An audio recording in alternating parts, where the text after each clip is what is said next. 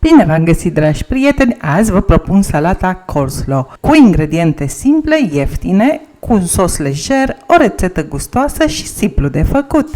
Să începem! Am aici o varză măricică. Pentru 4 porții am nevoie de circa 1 kg de varză tocată. Am tocat-o cu un cuțit special pentru varză. Trebuie să o tăiem în felii cât mai subțiri. Următorul pas foarte important este să punem varza tăiată într-o strecurătoare și să presărăm peste ea o linguriță de sare. Amestec bine și las cel puțin o oră, după care o clătesc sub un jet de apă rece. Al doilea pas al rețetei este prepararea dressingului, care se face foarte ușor. Ne trebuie 2 linguri de maioneză deja preparată, 2 linguri de smântână 20% grăsime, să aibă o textură mai fermă, deci eliminați lichidul în exces, și circa 100 de ml de lapte bătut.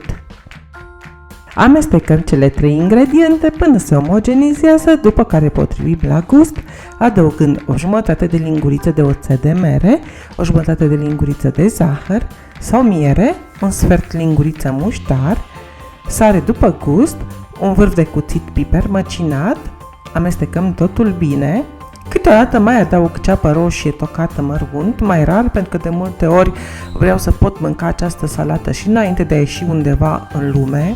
Încă o variantă reușită de sos coleslaw, testat de mine, e unul doar din maionez, la care am adăugat o lingură sos Worcester, o lingură oțet, o lingură miere, sare și piper după gust. Găsiți rețeta completă pe www.lauralaurențiu.ro, vă las linkul în descriere. Puteți testa ambele variante și vedeți care vă place mai mult. Peste varza bine scursă de lichidul eliminat după sărare, am ras pe răzătoarea cu ochiuri mari un morcov, amestec bine cele 2 ingrediente, adaug și sosul deasupra, îl adaug treptat, amestecând toate ingredientele la oaltă. Sosul trebuie să lege celelalte ingrediente, nu să băltească în salată, așa că adăugăm treptat pentru a ne opri când consistența e ideală.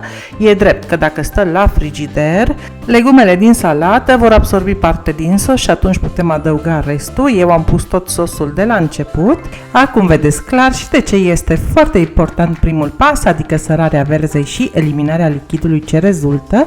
Dacă am sărit peste acest pas, acel lichid s-ar elimina oricum din țesuturile verzei și ar strica cu totul textura finală. Cu acel lichid eliminat de la început, salata noastră va avea o textură perfectă chiar și la 3 zile de la preparare. Acum la final putem gusta pentru a vedea dacă mai e nevoie de sare sau poate de puțin oțet.